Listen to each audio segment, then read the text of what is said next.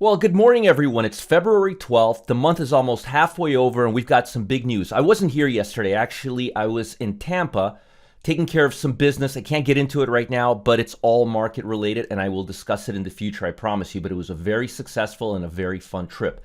Now, let's talk about the markets. Jerome Powell spoke yesterday, and he's going to speak again today. His position is it's too early to see the impact of the coronavirus on the economy. Plus, the U.S. economy has been very stable. GDP, I can't even talk straight. I'm so tired. GDP was up over 2%, showing stability. He said, quote unquote, the U.S. economy is in a very good place. And I happen to agree with him. Now, China reported 97 more deaths. Total deaths is past 1,100. Total number of cases worldwide is over 45,000, all but a few hundred in China. That's very, very solid. Very, very solid news. So hopefully this virus won't spread too much past China. Also, global markets, China, Europe, all said they were going to try to stimulate the economy as much as possible to avoid the impact on the global market as a result of the coronavirus. So there's some proactive action being taken to deal with this right now, and I'm very happy about that. Now, let's talk about some global markets. Crude oil. Crude oil is above 50 for the first time. Do I think crude oil is going to go lower? Yes, I do. I believe this is a very short-term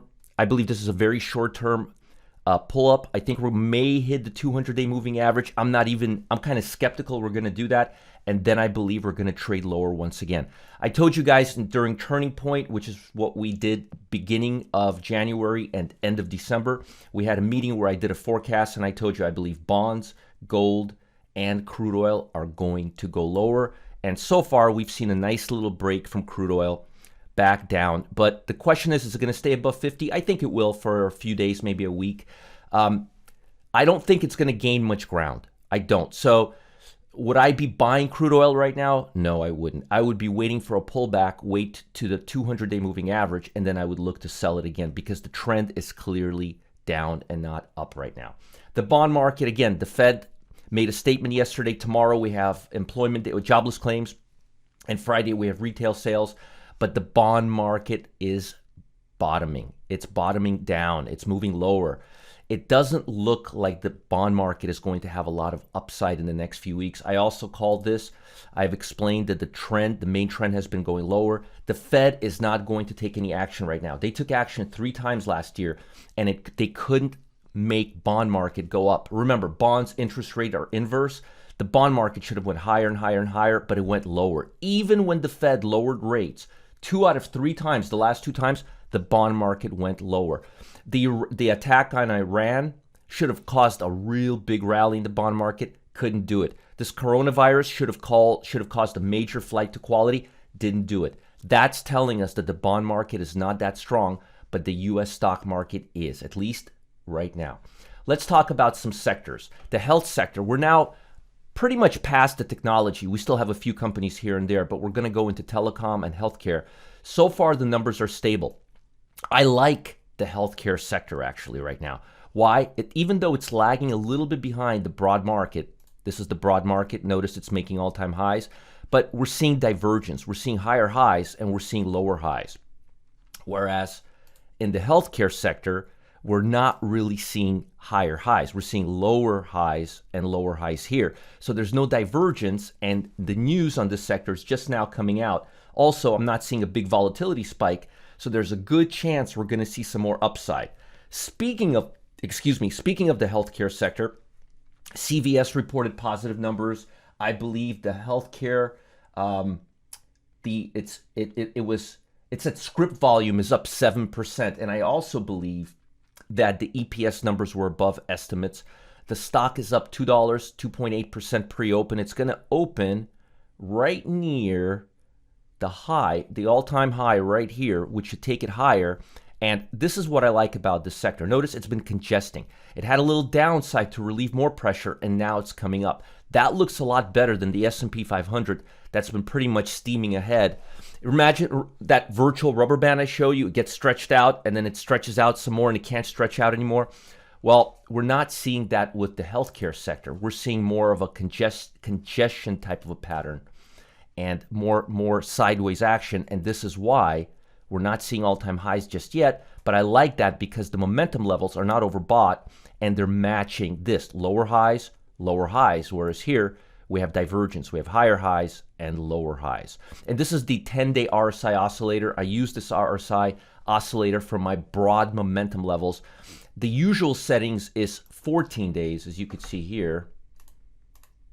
Let me show you. The typical settings are 14, but I like to use 10 because it gives me a better, shorter period of momentum. It's not that huge of a difference, but there is some difference.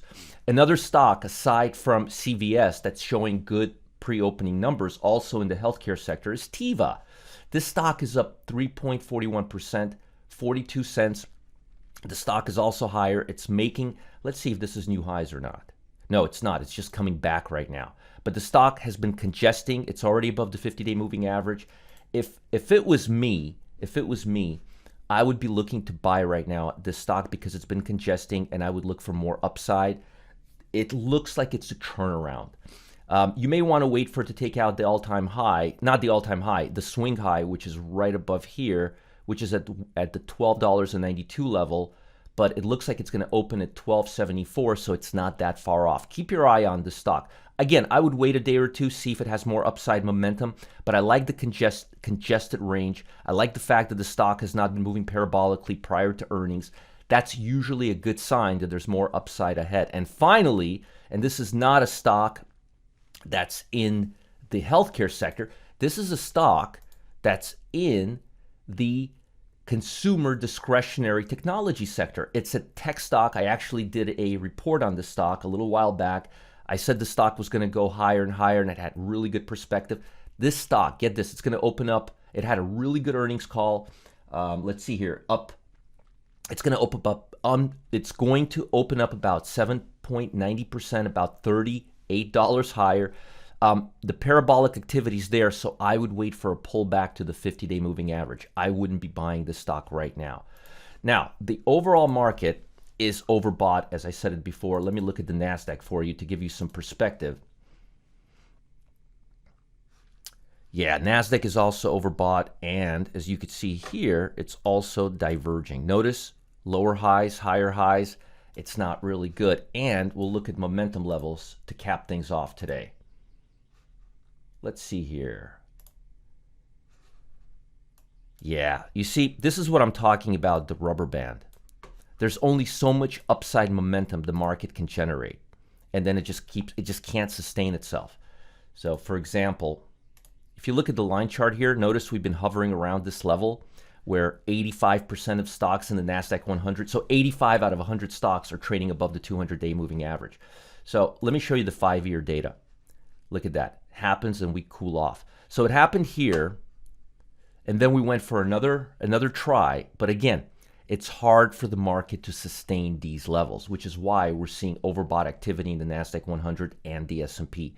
So I would be very, very cautious right now. I would look at some sectors like the healthcare sector, consumer discretionary sector, utilities sector, but I wouldn't be totally into tech right now or the broad market because, again, look at the momentum levels. 85 out of 100 stocks are trading above the 200-day moving average. And if you look at the 50-day moving average, where you have 78%, let's take a look at that. Again, it's not as bad, but it's also near the upper echelon of the territory. See that? Right above, right close to that. And once we get up there, we don't stay there very long and we tend to cool off. So we may hover around these levels for another week or two, but ultimately, it's a minor bubble, and I believe the market will cool off as a result. Now, folks, I don't have anything else for you today. That's it. I got something, though, a favor for you. If you guys are enjoying these morning videos, if you're getting something out of it, if these are interesting to you, if they're actionable, if you're using these to make money, why don't you send me a video or send me an email? Let me know. support@marketgeeks.com. I would love to hear from you. I want to hear your criticism. I want to hear the good stuff, the bad stuff. Share everything with me. And if you want to make a video, maybe I'll even post it for everyone on the newsletter. Would love to see it. support@marketgeeks.com. a letter, a call, a video. Just want to get some feedback from you. Really appreciate it. Talk to you guys later. You have a wonderful week ahead.